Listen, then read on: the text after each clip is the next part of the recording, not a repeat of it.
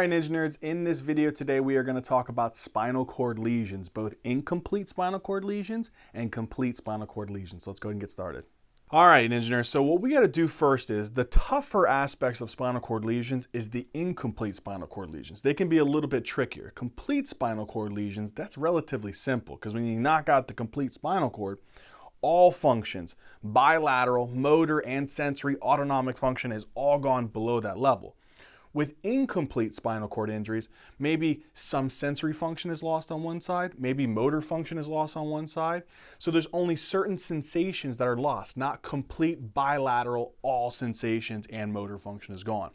So let's talk about these different types of incomplete spinal cord injuries or lesions, and discuss particularly their neuropresentation, okay?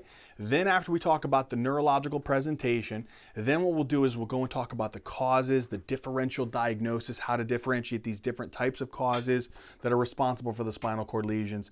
And then finally, we'll talk about complete spinal cord lesions, how we can actually differentiate the neurodeficits in that, how to diagnose, and then again, the treatment protocol. All right, so the first things first, we're going to talk about anterior horn lesions. Anterior horn lesions, it's relatively simple. Where's the anterior gray horn in the spinal cord? Right here. Now, we obviously know that in an anterior gray horn lesion, you have to remember, what does the anterior gray horn contain? It contains your lower motor neurons. What does that mean? That means that these neurons, they'll come out here and innervate what structures? Your skeletal muscles, right? So they'll come out and they'll innervate your skeletal muscles. So whenever there is damage to this anterior gray horn, you're actually damaging the lower motor neuron. Now, if you guys remember from our upper motor neuron versus lower motor neuron lesions, how does a lower motor neuron lesion present? Do you guys remember? This will present with, if it's bilateral, they'll present with particularly what's called flaccid paralysis. So they can present with flaccid paralysis. What does that mean? That means that the muscles are really kind of like floppy.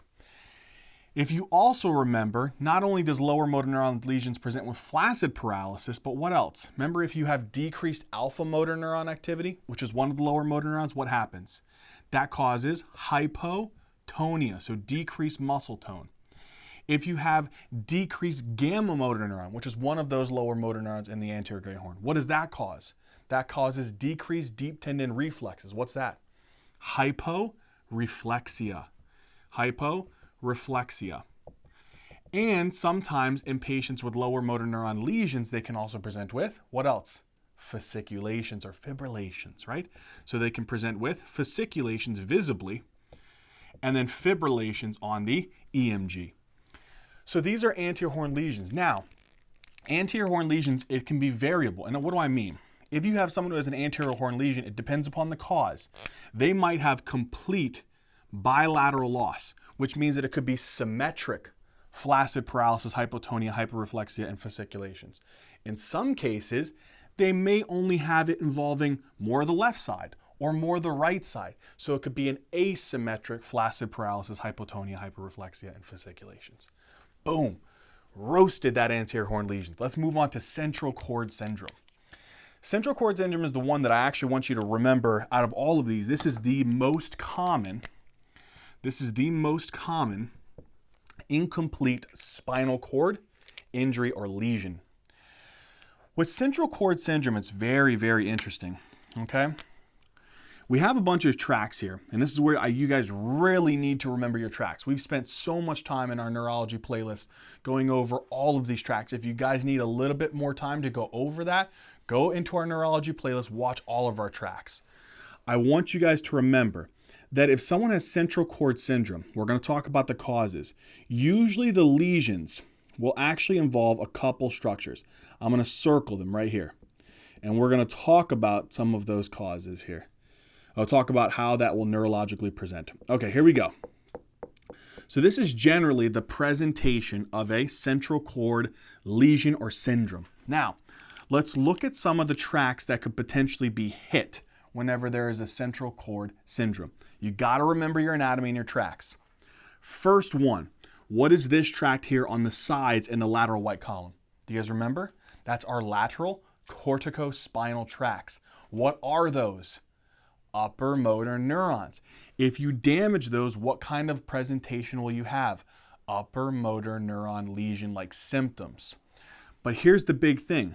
If you guys remember, if we have here, for example, here I have a spinal cord, here I have a spinal cord, here I have a spinal cord, right? So I have all these segments here, 3 segments. And if I have an upper motor neuron lesion, where is the, if I actually have damage right here on this corticospinal tract, right?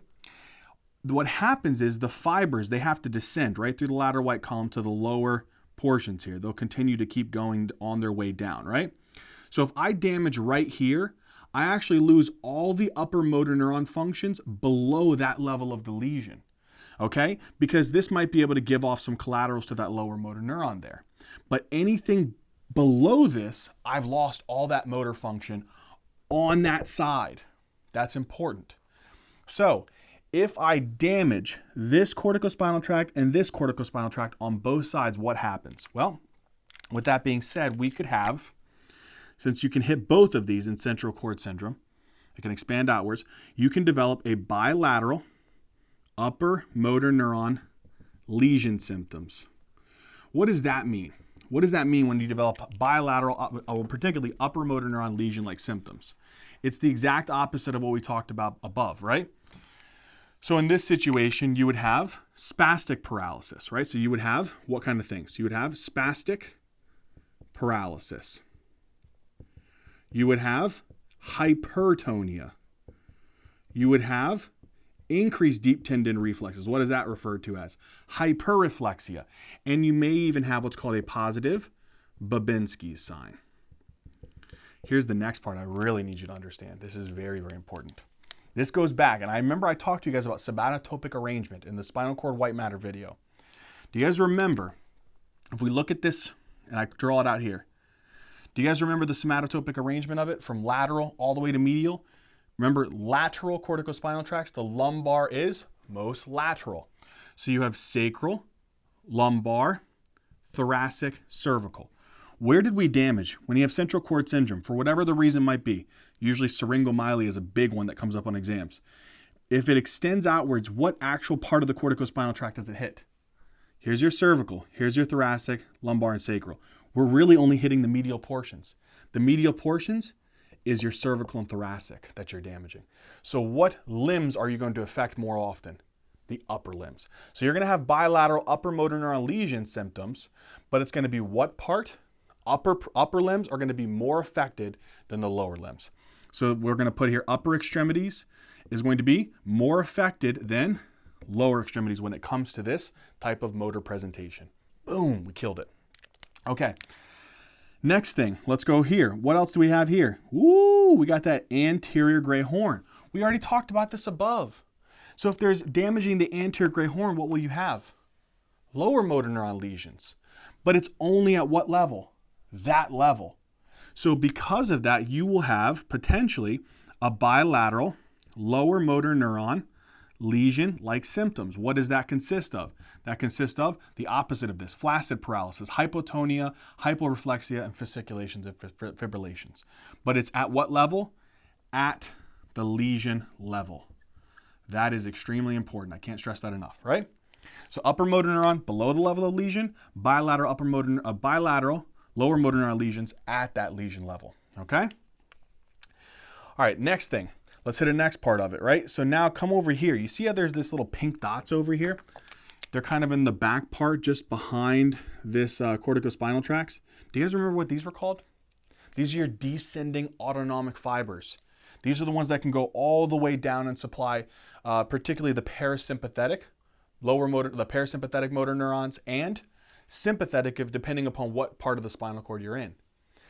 In this case, usually Central Cord Syndrome most commonly occurs usually in the cervical and thoracic regions of the spinal cord. So what area would I really be damaging in that case? I'd be hitting more of my sympathetic fibers.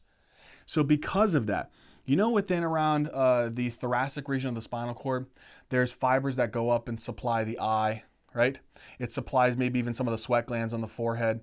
It supplies the part of the tarsal plate You know what happens if you damage some of these autonomic fibers that go to that area? You can develop Horner syndrome. What is Horner syndrome? That is where you have ptosis of the upper eyelid, you have miosis, which is pupillary constriction, and anhidrosis, lack of sweating on one side. So they can also develop what other types of symptoms, depending upon where it is. Usually cervical thoracic is where you see most commonly for central cord. They can also have Horner's syndrome. And again, what does Horner syndrome present with? What are the three things here? We said one is ptosis of the upper eyelid. The other one is miosis, which is pupillary constriction, and anhidrosis, which is loss of sweating on the affected side. Oh man, we're killing it, guys. Okay, now here's the next part. And this is actually the big one, the most important one. So we're gonna really focus on this one. Let's do it here in orange. You know, we talked about this a lot in our ascending tracts. Right here, what happens right here? What is this called? Our anterior white commissure. What happens in the anterior white commissure? I know you guys know this. You better know this. Here's our spinal cord. And if we're carrying what kind of sensations? Pain, temperature, and sensations is a big one that I really want you to focus on here. But also crude touch and pressure. So here, what kind of sensations we'll be carrying in this area? We're going to talk about pain, temperature, crude touch, pressure. All these sensations are picked up, right? They come into the posterior gray horn. They synapse here in the posterior gray horn. Where do they go? They cross over here and either go into the anterior white column or into the lateral white column and come up via the spinothalamic tract. Same thing, if you have pain and temperature, crude touch and pressure, all those sensations coming from the other side, it's going to come in here, synapse in the posterior gray horn, and what? Cross over to the contralateral side, anterior white column or lateral white column, and ascend up as the spinothalamic tract. What did you just knock out? You knocked out the crossing of the pain and temperature fibers on both sides. So guess what you just did? You now have, with this, damaging that anterior white commissure. Actually, we did an orange. Let's stick with orange. If you damage that anterior white commissure, you're damaging the pain and temperature pathways, right? And even crude touch and pressure bilaterally, because that's where the fibers cross. Bilateral loss of what things? Pain, temperature, that's carried via the lateral spinothalamic tract, crude touch, and pressure, that's carried via the anterior spinothalamic tract, right? And again, this is very important. It's going to be at this level and below, okay? So it's going to be at the level and below. Now, since this most commonly occurs in the cervical and thoracic region, generally, they give a very specific buzzword term to this presentation of loss of pain and temperature. It's called a CAPE sign because literally, since it occurs more in the cervical region, thoracic region, the pain is going to be more, loss of pain, temperature, crude touch, pressure is all usually going to be in this CAPE-like fashion. So they call this the CAPE sign. This is something that you see a lot, and particularly though, syringomyelia. Okay, and again, we'll have another video maybe on syringomyelia because what happens is with this is you can also have dysesthesia where you can have increased pain. And sometimes if they have no pain and temperature sensations around the shoulder joints, guess what happens? They can develop what's called Charcot's joints where they have deformities of the joints. Again, we'll talk about that in another video, but this is what I want you to get from central cord syndrome. All right, the next one, posterior cord syndrome. Unfortunately, actually learning it, this is probably going to be the most rare type, okay, of spinal cord lesion, even though it's actually one of the easiest, you know, always like that. But posterior cord syndrome, it's relatively simple. Think about where this lesion would be. It's in the posterior aspect of the spinal cord, but more specifically, the areas that it affects is just this column right here. I know you guys know what this column is. It's called your dorsal white column. What kind of sensations does it carry? Proprioception, vibration, fine and discriminative touch. And since you're damaging both of these, what is it? It's bilateral. So you have bilateral in posterior cord syndrome, bilateral loss of, oh my gosh, there's so many of these, fine touch, discriminative touch. What else? Proprioception and vibration sense. You know what happens though whenever you lose a lot of these sensations, especially the proprioception? You know what this can do? Since a lot of proprioception information is actually carried to your cerebral cortex, but some of it's carried to your cerebellum. So because of that, sometimes these patients can develop something called sensory ataxia, where they actually kind of have a loss of coordination, and sometimes they walk with a wide base gait. Okay, so that's important to remember with posterior cord syndrome. All right, next one, anterior cord syndrome. Anterior cord syndrome. All right, this one is a little bit more. We actually talked about this a little bit, now that I come to think about it, within our blood flow of the spinal cord, right? Because one of the causes of this is due to that, occlusion of or damage to that artery of Adamkovich, usually below the level of T10. But regardless, you're damaging a bunch of structures. It's really causing this anterior cord syndrome is usually damage to the anterior 2/3 of the spinal cord. So there's so many things that are damaged in this. Let's go through it. Usually anterior cord syndrome, in comparison to central cord syndrome, okay? Usually anterior cord is a little bit lower, okay? Especially if we're talking about the classic, case where it's usually due to the anterior spinal artery syndrome. Usually below T10 level is due to the artery of Adamkovich being damaged in some way, shape, or form. So with that being said, you damage a bunch of different structures here. Let's start with these ones we already talked about. What are these? These are your descending autonomic fibers. Since we said that this is usually going to occur in the lower thoracic regions, we're probably already past hitting, more of the upper sympathetics, which go and supply, again, the structures we talked about, the sweat glands, the eyes, right? And also the tarsal plate, right? We're going to be more affecting the sympathetics going to the lower ends of the GI tract, and well, actually particularly the parasympathetics going to the lower end of the GI tract and to the bladder. So because you damage these descending autonomic fibers, you can develop fecal and urinary incontinence. Okay, that's one big one. All right, so you can develop fecal and urinary incontinence because you're damaging these descending autonomic fibers, usually within the lower levels of the spinal cord. So you're bypassing already the upper sympathetics. Okay, the next thing, go to that corticospinal tract. You're damaging the corticospinal tract, not a portion of it, the whole stinking thing, right? So because of that, if you're damaging both sides of that corticospinal tract, you're going to develop what? Bilateral spastic paralysis, right? That's the upper motor neuron signs. So bilateral upper motor neuron lesion symptoms, right? But again, what did I tell you? Remember that diagram I drew you guys? That if you guys remember here, we have spinal cord, spinal cord, spinal cord. Remember, I'm just going to do it like this here, but you guys know the whole diagram here.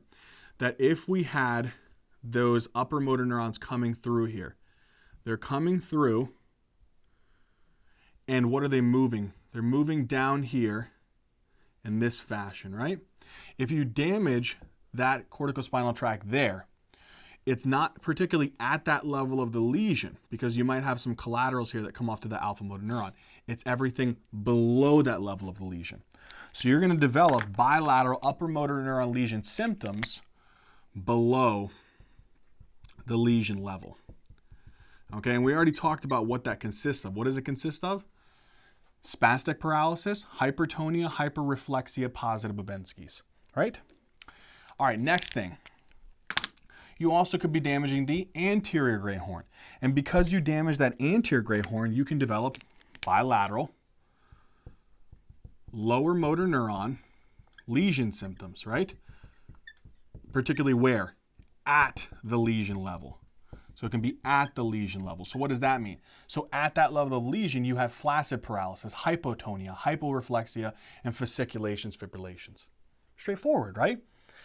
Okay. And the next thing is, here's your tracts. What are these green tracts? I know you guys know these green tracts. These are your spinothalamic tracts, consisting of what?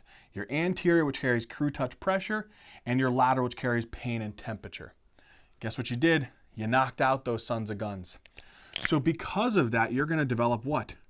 Bilateral loss of pain, temperature, crude touch, and pressure, right? generally at and kind of below that level of the lesion. Okay, but mainly usually it's going to be at and below that level of the lesion. Okay, so with that being said, we have now all of the areas that are affected with anterior cord syndrome. What area is actually preserved in anterior cord syndrome? One of the only areas, really, the dorsal columns. So that's one big thing to remember. It's just everything except for loss of proprioception, vibration, fine, and discriminative touch. All right, good. We got anterior cord syndrome. Let's move on to Brown-Séquard syndrome. All right, so this is the monster. Okay, this is your Brown-Séquard syndrome. Brown-Séquard syndrome is also known as transverse hemisection. So basically, you take one side. We're just going to pick the right side, and all of this is just gone. All right.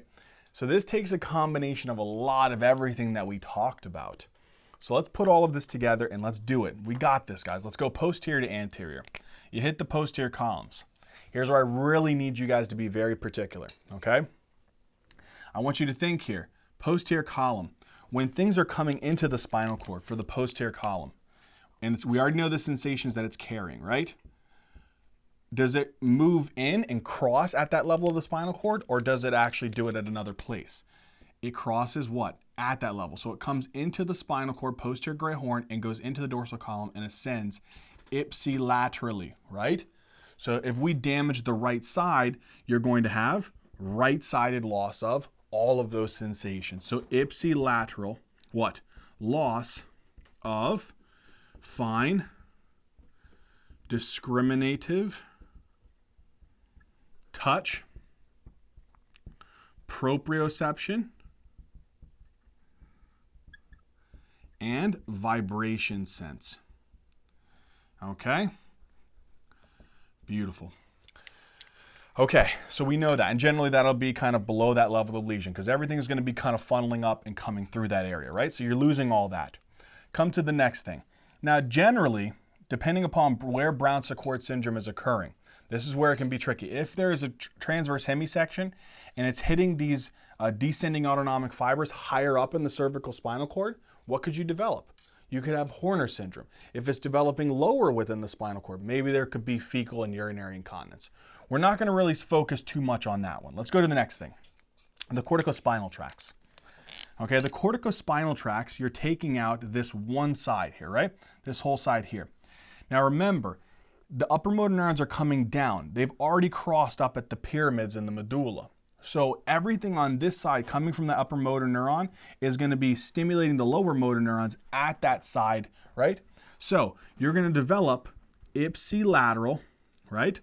Loss, actually particularly ipsilateral upper motor neuron lesion symptoms.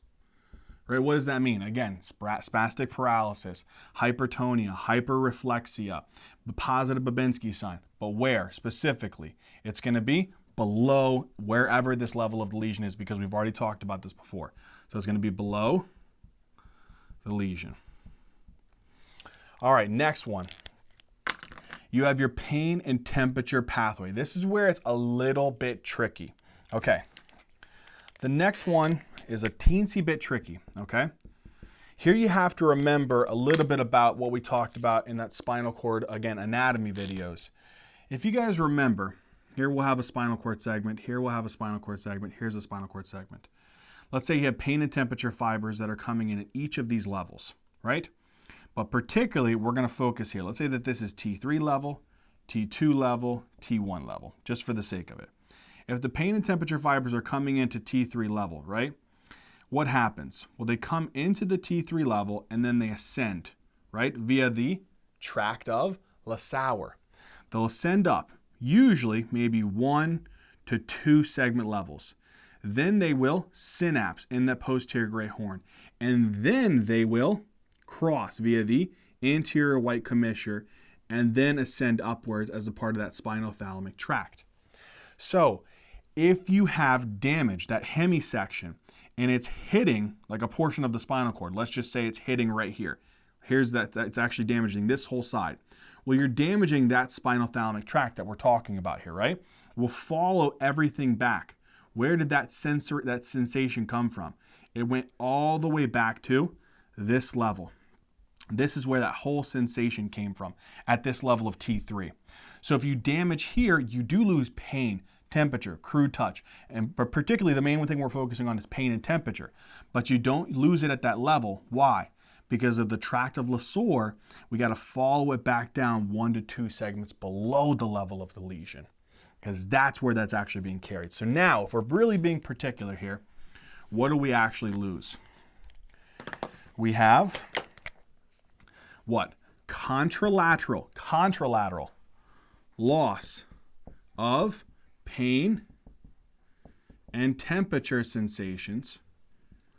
Okay, there may be a little bit of crude touch and pressure, but mainly pain and temperature sensations, right? 1 to 2 segments below the lesion level. And I just want you to keep yourself a little note why. What's the reason why? Because of that tract of Lesion. Okay?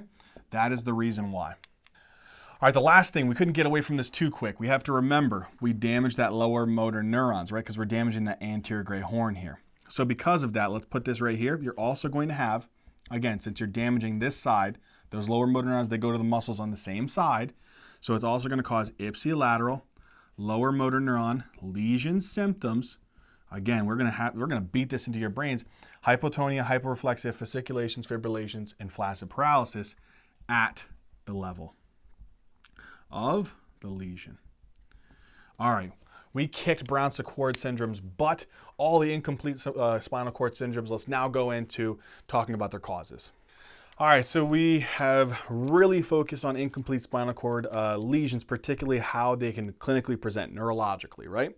We kind of beat that like a dead horse. Now let's really talk about some causes. Now, the design here is to not go into detail on every single cause, every single diagnostic step, every single treatment protocol. It's to give you the most basic sense of the causes and really just kind of the most basic sense of how to differentiate the causes that are causing these particular types of incomplete spinal cord lesions. So anterior horn, really when it comes down to it, really a lot of things that you can see on exams and maybe personally in real life is viruses. There's some viruses that love to attack the anterior gray horn. You know which viruses like to do this?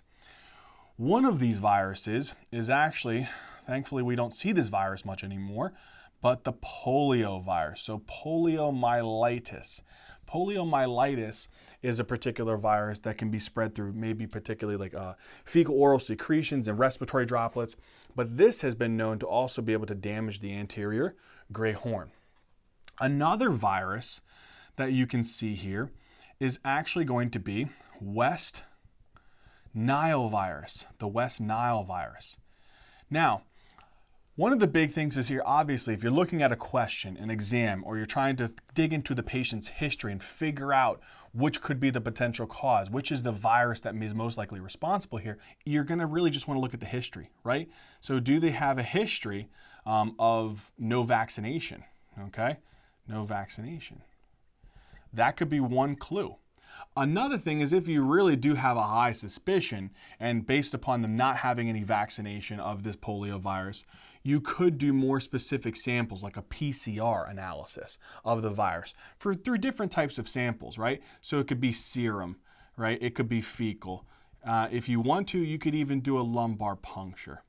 Okay, but really there is no specific treatment here. Really the treatment just comes down to prophylaxis. What are you doing? You're giving them their inactivated polio vaccine according to the regimen, right? So that's the basic concept here. West Nile virus, how are ways that you're going to differentiate that? Really, one of the big things here is that they may present with other like obvious symptoms. So sometimes they can present with a very high fever. They can present with a rash. And here's the big one.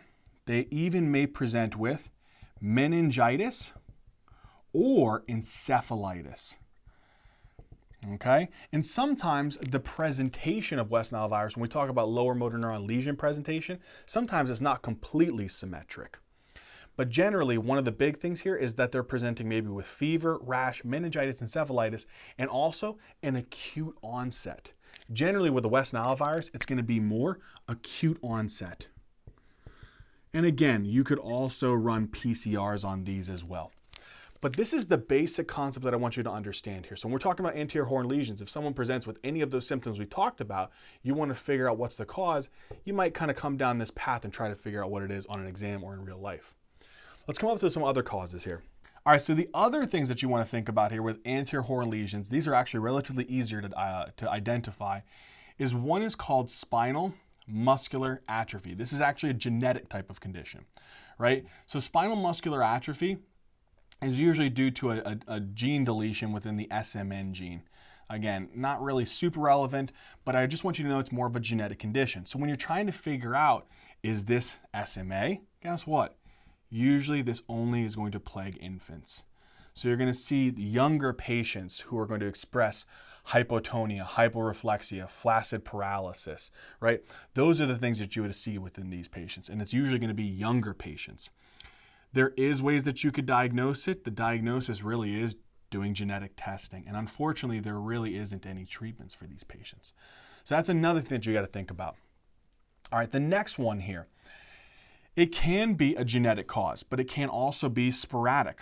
And this is called amyotropic lateral sclerosis. This could be due, sometimes they say it's due to what's called a superoxide dismutase 1 mutation, but it could also just be sporadic.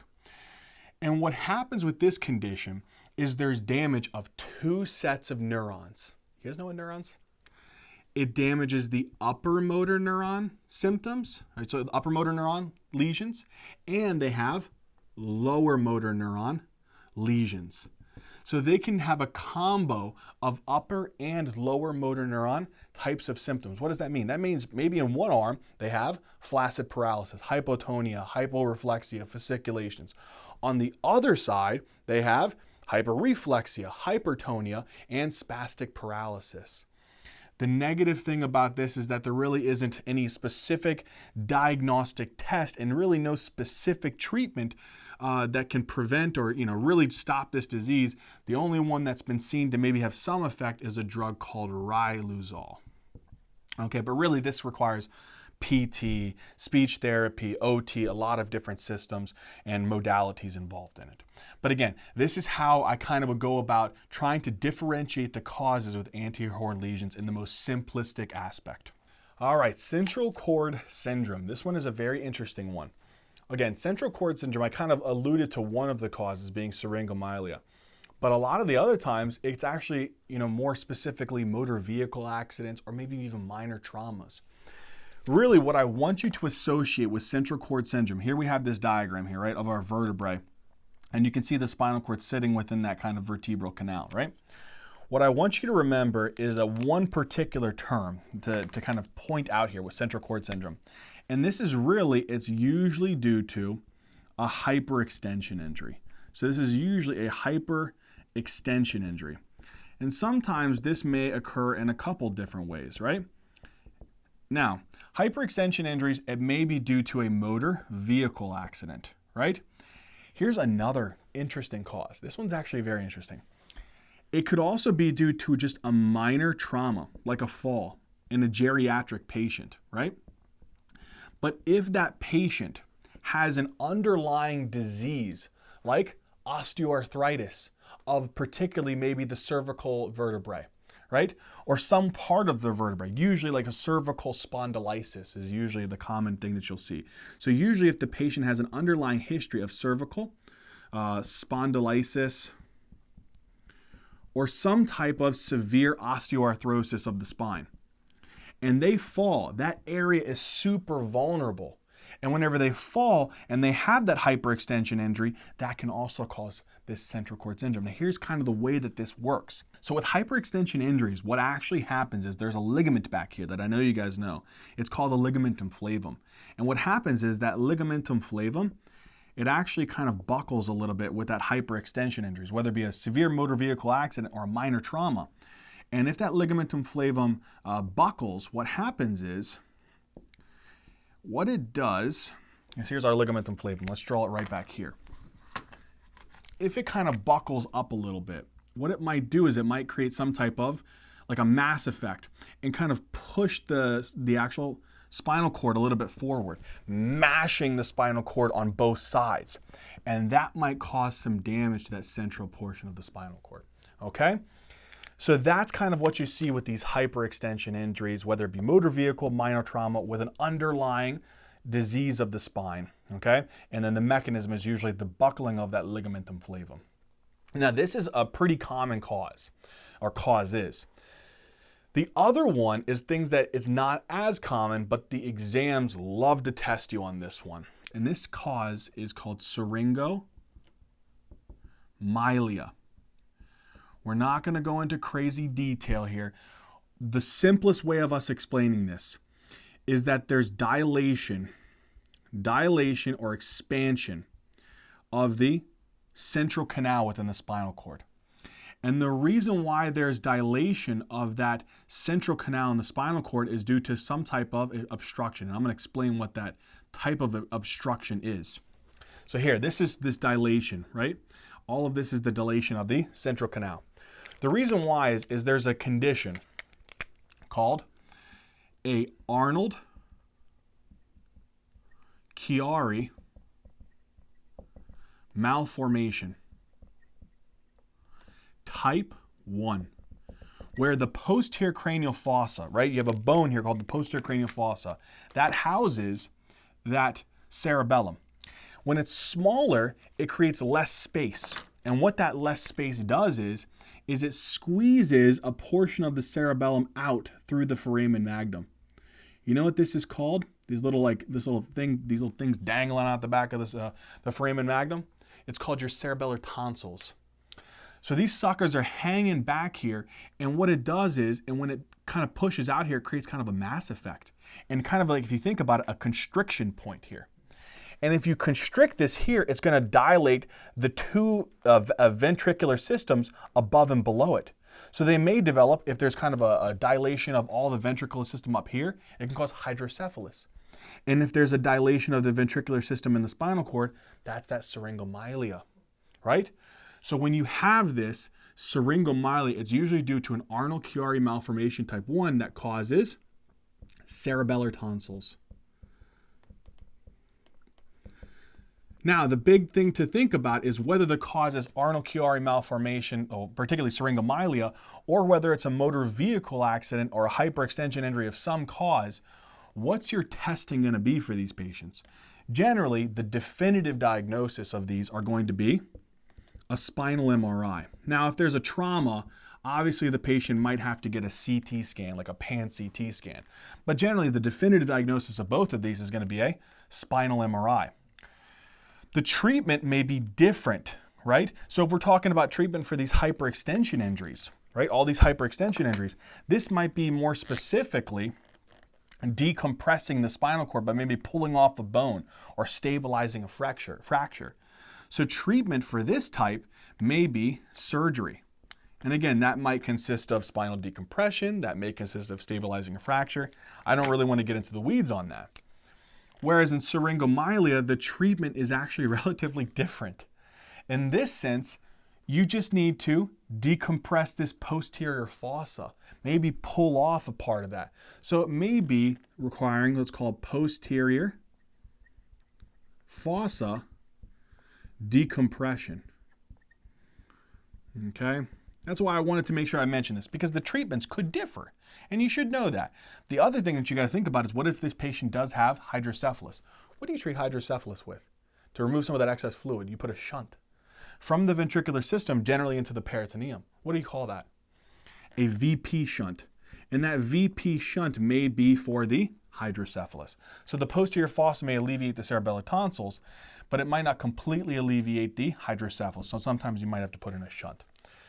All right, so this covers our central cord syndrome. I want you guys to really remember this. Now let's go on to the posterior cord syndrome. Posterior cord syndrome. Obviously, it's the most rare, and it's actually got the most intense causes, because they're more of like the internal medicine aspect of it than they are kind of your more orthopedic trauma-based things. So when we talk about posterior cord syndrome, we obviously know that it's damaging that dorsal column, leading to that sensory ataxia. Well, there's a bunch of different causes. Again, we're not going to go into crazy detail on each one. I just want you to know the basics of how to differentiate. One of these causes that loves to damage this area is actually a particular type of bacteria called syphilis, right? Now, the actual bacteria is called as a spirochete called Treponema pallidum. But one of the big things that you have to know about syphilis is that it's a sexually transmitted infection, right? So usually it's going to be in some patient who's, performing, unprotected sex. Generally, you see a higher population in those who are infected with syphilis and men who have sex with men. So generally, it's going to be looking into their history, into their sexual activity.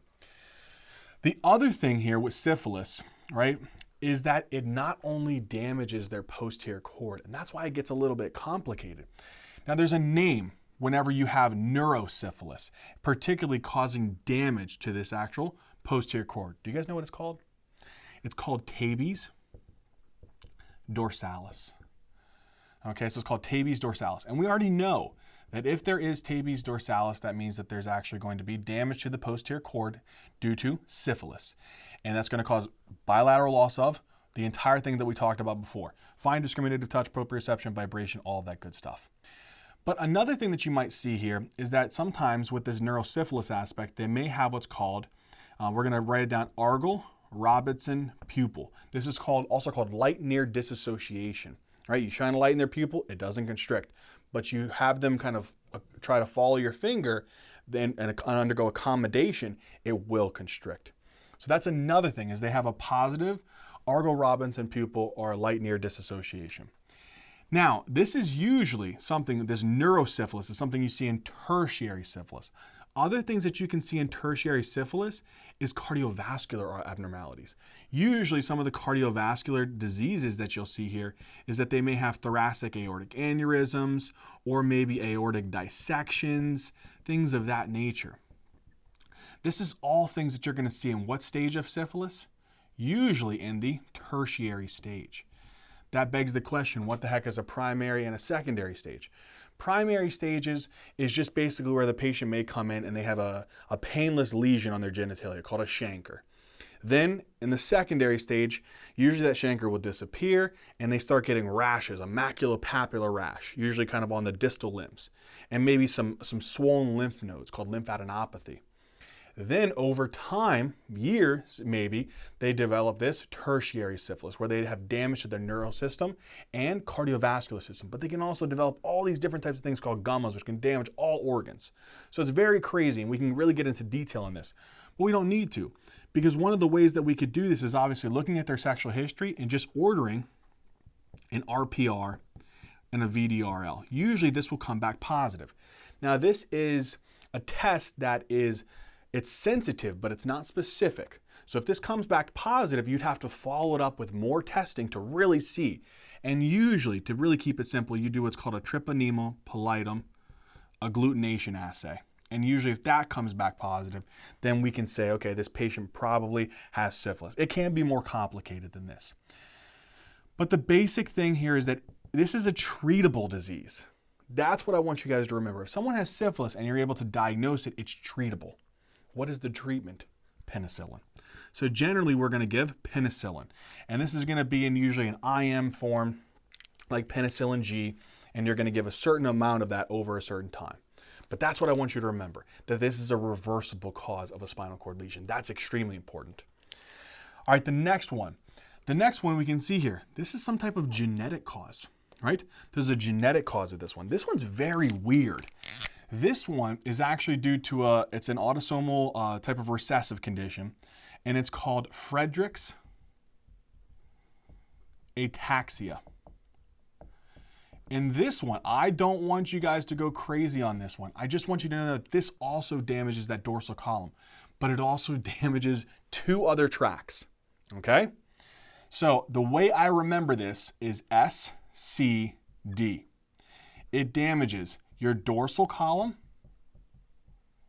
it damages the corticospinal tracts, and it damages your spinocerebellar tracts.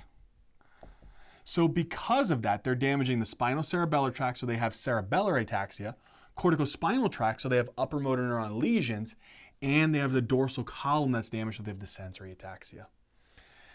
Another thing that a lot of the time here is that they have other kinds of diseases. You know what other diseases they also present with? Diabetes, mellitus, and hypertrophic cardiomyopathy. Usually this is a triad of conditions. So the triad of conditions is they have neurosymptoms like these. Spinocerebellar tracts are damaged, corticospinal and dorsal column, and diabetes and hypertrophic cardiomyopathy. The way that you have to diagnose this is going to be genetic testing. Okay. And then you'd have to obviously treat each underlying disorder. Okay? So that covers the Friedreich's ataxia. Okay. The other ones, this is crazy. I know, it's a lot, especially for a rare condition. The next one is called multiple sclerosis. Now, multiple sclerosis, this can actually be somewhat of an autoimmune disease, right? Where there's demyelination of the axons. Axons of what tracts? What loves to damage that dorsal column, right?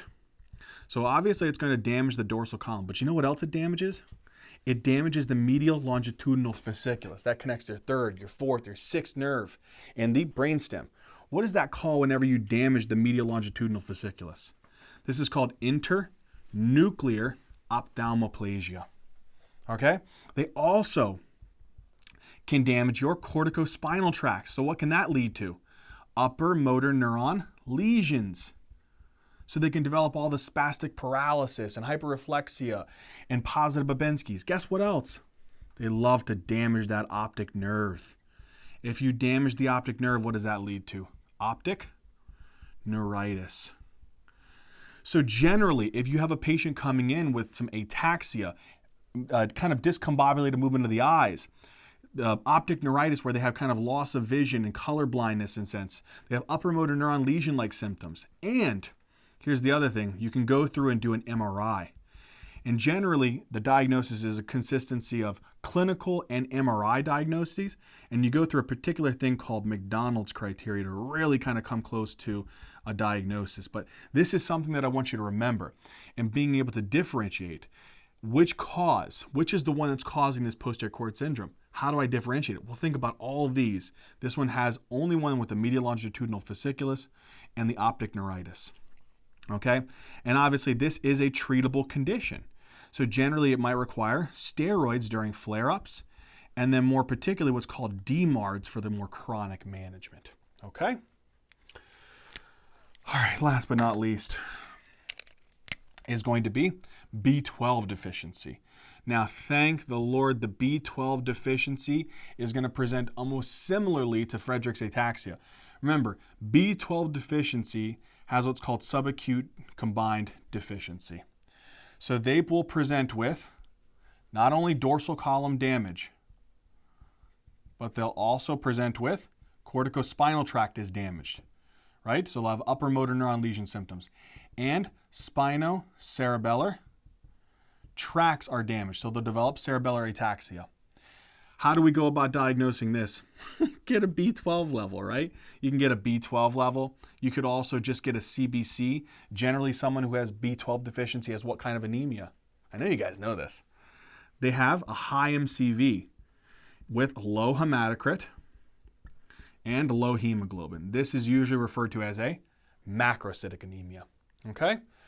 And then generally your treatment is going to be B12.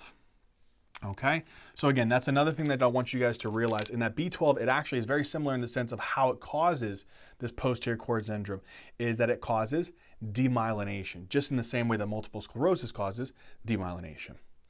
The last one that I'm not going to mention here again, because it's more of a condition where if you have here, just imagine here's your vertebral canal, right? If you have narrowing of the vertebral canal, and here's your spinal cord, right? If there's narrowing more towards the posterior aspect, right? So here's your spinous process. If there's narrowing more towards the posterior aspect of that vertebral canal, posterior spinal stenosis, that can also cause potential damage to the posterior cord. Again, not super common, but again, something to think about and to throw in your differentials, posterior spinal stenosis. All right, guys, so Brown-Séquard Syndrome. This one is actually a relatively easy kind of cause because generally, again, you're kind of really cutting through a big portion of the spinal cord, right? So usually this is some type of severe penetrating trauma, In that sense, it's usually maybe things like a stab wound. Right here, we got Aladdin's sword. We're going to go ahead and slice through that area, right? So this could be like a stab wound, right? Or we could be go ahead and, we're going to shoot a gun here, and that also could pierce through there, right? So it could also be maybe some type of GSW. Maybe it could be a gunshot wound. All right? So gunshot wounds, stab wounds, these are some of the more common causes that are trauma-related. Now, another one that's actually really interesting is a large tumor, because over time that tumor could actually cause destruction, cavitation, and a complete infarction or damage of this entire tissue here.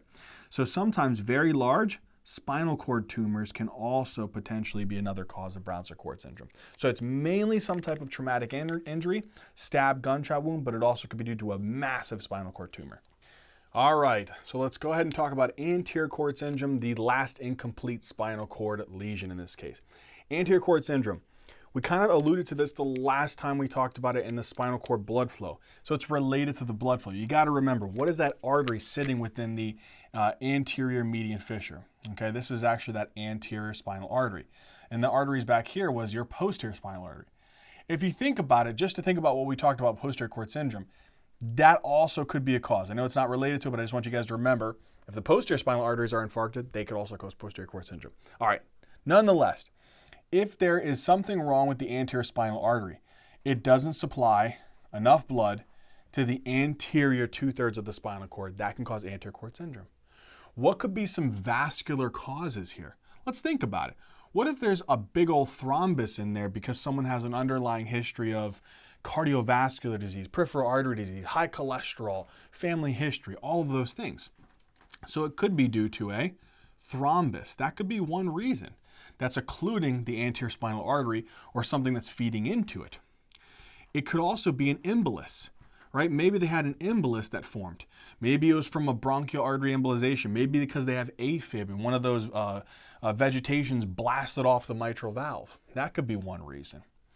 It could also be due to maybe an aortic dissection that's lower in the spinal cord, below T8, T10 level.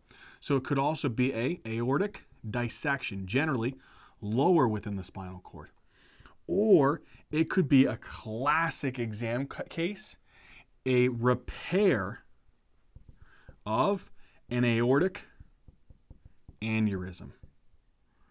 And whenever they go to repair the aortic aneurysm, they don't identify the, particularly one of the tributary, the vessels that actually feed into the anterior spinal artery, the artery of Adamkiewicz, below T8, T10 level. And they hit that, and then they lose most of the blood flow to the anterior spinal artery, right? So that could be a cause, okay? So these are things that I want you to think about. So it could be some type of dissection, thrombus, embolus, or maybe you hit it during some type of surgical process, like repair of that aortic aneurysm. So those are some vascular causes. The other one is more mechanical related, usually trauma related. So in this situation, usually the trauma-related issues are actually due to what's called a hyperflexion injury. So usually this is more of a hyperflexion injury. And whenever there's hyperflexion injuries, right, maybe this hyperflexion injury is actually going to be from a motor vehicle accident, right? So some severe, intense trauma. Or it could be due to maybe some type of just minor traumatic incident. Like what? Like a fall from a geriatric patient. But again, what did they have? They had some type of underlying spine disorder. Maybe they had osteoarthritis of the spine, or maybe they had cervical spondylitis, right? And whenever they fell, they have that vulnerable area, and then it caused some type of severe compression of the spinal cord. So these are things that you want to think about. Now, diagnosis of either of these, usually, obviously, if there's some type of severe trauma, you're going to get a CT scan during the trauma protocol. But to have a definitive diagnosis for both of these actually comes down to a spinal MRI. And then treatment differs. So obviously, if you're thinking about treatment for this one, some type of, any of these causes, most of the time with anterior spinal artery syndrome, there's no true definitive treatment. When it comes to a motor vehicle accident, there's maybe some option here of maybe spinal decompression or maybe stabilization of a fracture. So again, surgery may be the best option in this scenario. All right, so let's finish this off with complete spinal cord lesions. Now, spinal cord lesions, when it comes to complete, you're taking a complete cross-section, right? So if I have a cross-section of a spinal cord, I'm damaging that whole mamma jamma, right? So basically, I'm knocking out all of this.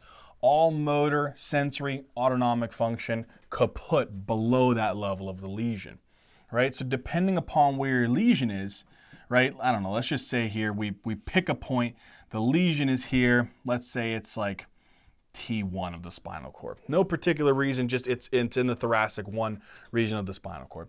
You knock that area out, all right? What are some of the things that could happen here? What are the neurodeficits that you might start to see in this situation? Well, generally, think about the motor input or the motor outflow here, right? So coming from the cerebral cortex, coming all the way down here to the motor neurons down here below that level of the lesion, going out to the muscles here, right? You are going to have damage to the upper motor neuron here. So all the motor function below that level of the lesion is gone on both sides.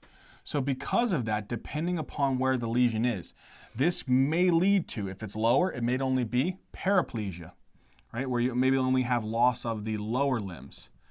Or particularly if it's higher in the spinal cord, maybe cervical, they may have quadriplegia. Okay, and this is particularly maybe if it's like cervical, if it's cervical spinal cord, that's actually the part that's completely injured, right? So that's kind of the motor function that's gone in this sense.